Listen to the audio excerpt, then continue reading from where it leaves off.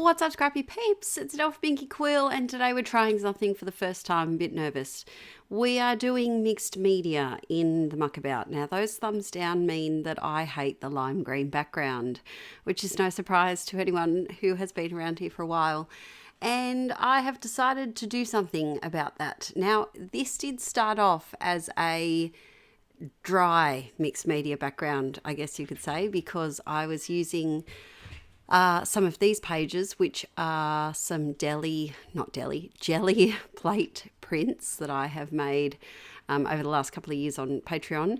And I have a big bunch of them that I use for different things, embellies and backgrounds and whatnot.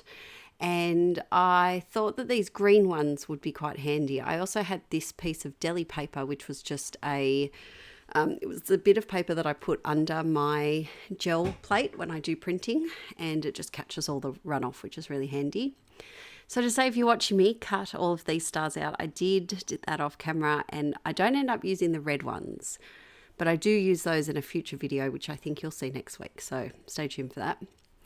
I then did something which was very scary, and I gessoed straight into my scrappy Muckabout journal, which frightened me, I'm not going to lie, because I'm used to painting onto, like cardstock and things, and then if it warps, you can kind of manipulate it and even stick it to another piece of cardstock to straighten it out a bit. But when you're working in the Muckabout, the pages are already made, and so you can't really do much, especially on this left-hand side. There's a layout on the other side of this paper, so if I stuffed it up, I really stuffed it up. But you know what? We did it. It worked, and it was okay. Did realise, however, that you could not see my white stenciled stars at all in this. So I added this minty blue paint to my gesso, and I'm just using a makeup sponge to stencil that on. I did have a little bit too much paint on my sponge at times, so they're not the crispest. That sounds weird. They're not super crispy lines. They're a bit blurry with the paint blobbies. Also, this stencil is quite old and thick with paint, so yeah, it's not very sturdy.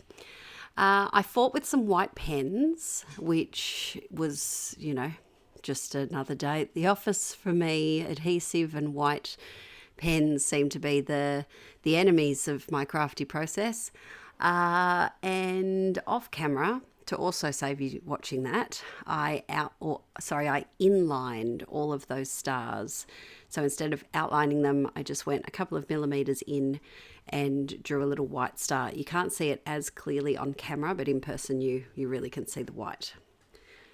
So now it's time to plonk my stars, and I did something very Adele-like. I plonked and then I stuck. Instead of an old stick and plonk, I plonked before sticking, which shows how nervous I was about this page because I rarely do that. I should say these photos are of the kids at school. So they had a special, I think it was a fundraiser. I'm pretty sure it was a charity fundraiser for the winter, maybe the Vinnies, St. Vincent de Paul winter appeal, perhaps. I think, maybe. Anyway, they did a little photo shoot, and so you could pay to get a couple of photos taken. They had like fake snow and a little background, and so of course we went along and got some photos done, which was cute. The kids had a ball throwing styrofoam pretend snowballs at the teachers who were standing behind the camera. I'm using some glue to stick these down, and I'm putting some overlapped over my photos and then some underlapped, because that's definitely a word. We're making it a word. I've used it before, so therefore it's a proper word now, okay? Yes. I did also cut a lot of the stars in half so that I wasn't, wasting half of a little mixed media embelly in there. And I just wanted to make sure that I had it evened out. So I've got one big star, this one here, overlapped in the bottom left. And then to balance it out, I've also got a big one, not as big, but a big one in the top right. And I just feel like by having those, they kind of act as bizarro photo corners for the photos, and I think it just makes the photos look like they're grounded, like they're meant to be there, and they're not going to go float off into the ethos. Sticking down the tiniest little dregs of stars here, and I'm going to say something controversial. I actually quite like the green stars on this page. Okay, we're not going full love for green yet. I'm not going to turn into that amazing lady. I think she lives in New York. Have you seen her? Everything is lime green. Everything is green in her house, in her wardrobe. Her persona is green, and we are antithesis of each other. we are not. She's not my doppelganger. She's my anti-doppelganger, actually. But if you haven't seen her on social media before, she's a bit of a hoot. She's a funny one. I punched out quite a few of these green little stars with the offcuts that I had from chopping the big ones at the start, and I'm sprinkling those around, and then it's time to add gold ones because, you know, we can't freaking do a page without some gold stars. And then I punched some more in speedy up time. This layout took a really long time to do. It doesn't look like it did. And this video is very sped up, so it doesn't seem like it. But it probably took me a solid hour to do this page where there wasn't a lot of steps. But there was a lot of drawing, a lot of cutting, a lot of tedious outlining. And now time for some tedious brush lettering. And I'm quite chuffed with how this lettering worked out. I always wing it. I don't write it out first because I will never get it exactly how I plan it, and then that will annoy me even more. So I just absolutely wing it, and I really like how this looks. I really like W's. They're fun to write. I think the letters that are in this title are very aesthetically pleasing because you can get some words that just look janky, even when they're brush lettered. They just look like they don't look like words. Do you know what I mean? But these ones do, which is always a good thing. Jazz hands, I think I'm done, but I'm not. So I'm giving you a little look.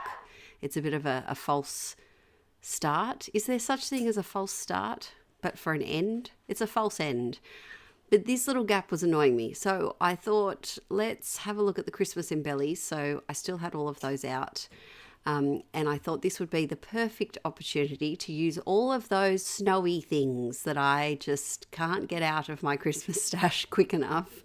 If you missed it, I had a really fun video last week where I organised all of my Christmas embellishments. And you peeps really liked that. So thanks for the feedback on that video, because I will make sure to film some more organising videos. They're usually ones that I save for over on Patreon for people that want longer videos over there. But yes, so also, if I could ask, what's been your favourite video of the marathon so far?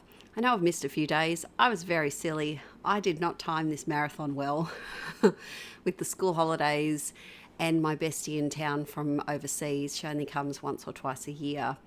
And I just did not coordinate that well at all. And I was a little bit burnt out from school holidays, not going to lie.